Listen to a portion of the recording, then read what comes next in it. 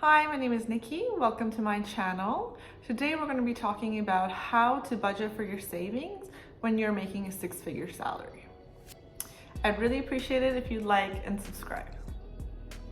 So starting off, the reason I'm making this video is because I have seen a lot of different information online suggesting that you should follow the 50, 30, and 20% rule. What that rule says is that you should spend 50% of your income on your needs and 30% of your income on your wants, and then the remaining 20% of your income on your savings. Now, I think this works really well if you have a more conservative salary, if you don't have really big saving goals. However, I don't think it works that well if you have big saving goals and you're making a higher income, a income around 100K, 200K. This just doesn't make sense anymore.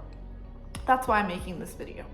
So to start off, what do I recommend instead of this split? I actually recommend a 50-50 split. So you start as soon as you get your income for the month, whether it's monthly or bi-weekly, you take that and take 50% of it and put it into a savings account. So let's just call it a savings account for now, and then we can discuss what you can do with those savings. And the remaining 50%, that's for you to spend completely guilt-free. You can spend it on your wants, your needs, and like your rent and travels, right? So anything that falls into your wants and needs category. And some people may choose to spend more on rent because it's important to them to have a nice big home, lots of beautiful furniture. Some people would rather rent a one-bedroom or a studio or a bedroom in a house and instead travel more, right? So you can do whatever you want with that 50% as long as you stay within that budget. And you would find that that 50% of 100K or 200K is still more than enough.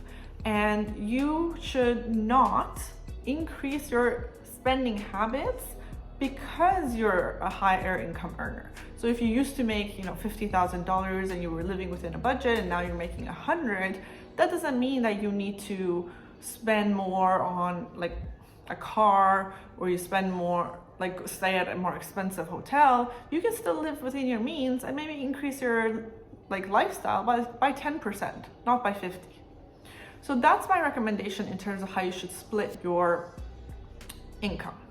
Now, the 50% that remains for your savings, that's now a topic of what to do with that money.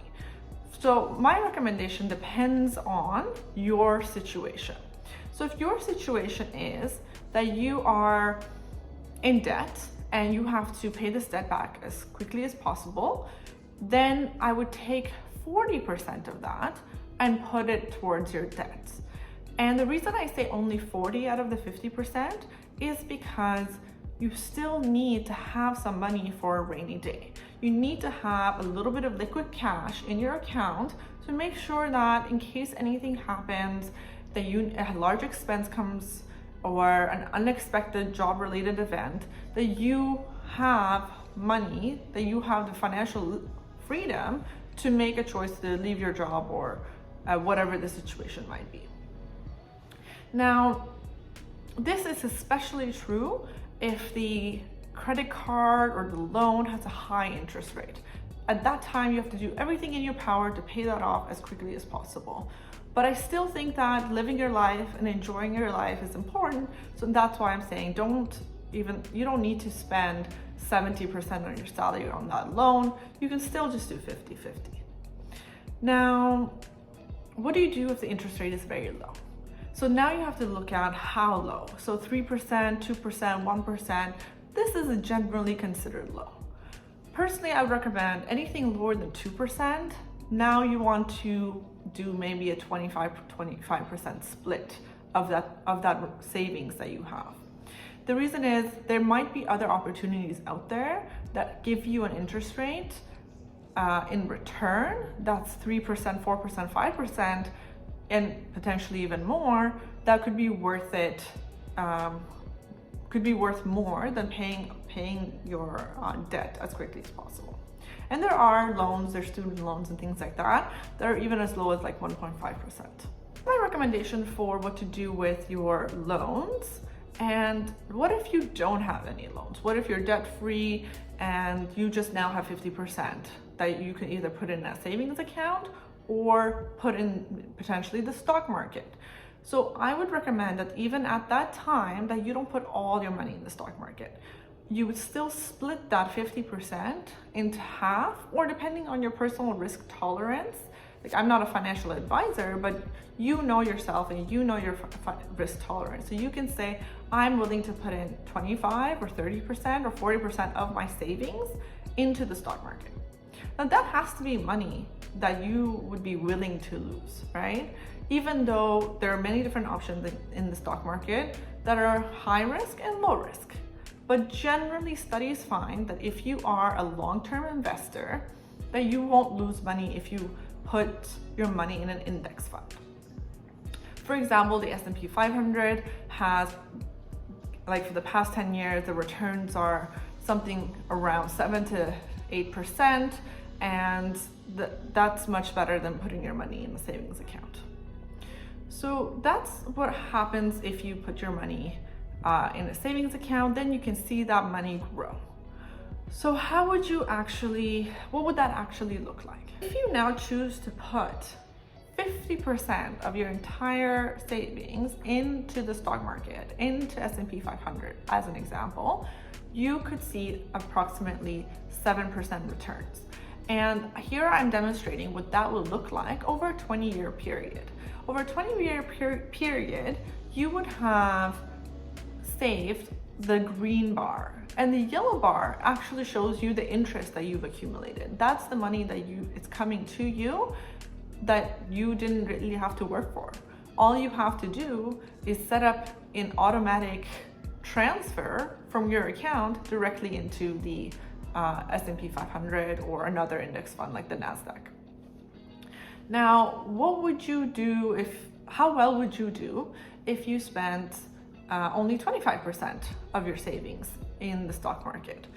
Now, this is the other example where you spend less amount and you can see still a great rate of return. Here you're seeing a $1 million plus rate of return, even if you only really put 25% of your salary or income towards the S&P 500. So let's go through a quick example. So if you have, after tax, $100,000 income coming into your account, if you split that into half and you have half left to spend, that's $4,166 that you have left to spend per month.